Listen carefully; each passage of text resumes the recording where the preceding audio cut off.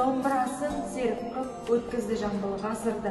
Өлеңді төгіп көрнектеп асулардан асырды. Қара терге малынып, еңбек етіп далаға, тойса тойып тамағы, тоймағанда аш жүрді. Қалың халық көтерген өмірдің ауыр зілтарын жылдан жылға тасыды. Саңғыратып даланы әнді шырқап көлбедім. Өлеңменен оюды сөзді мініп желдедім. Сонда менің көргенім құнарсыз дала қаралы ел. Күңіренген, зарланған, қанын сорған, жыланнан ғасырлар арыла алмаған. Көз жіберсем алысқа, көпті көрдім дегенім, көп зарыққан ел екен. Шексіз дала дегенім, ұлтарақтай жер екен. Ерлерді көрдім дегенім, ер емес екен, кем екен. Хандарды көрдім дегенім, халыққа қонған шер екен. Тауды көрдім дегенім, тау емес екен, дөң екен. Өзен көл көрдім дегенім, көз жасынан сел екен.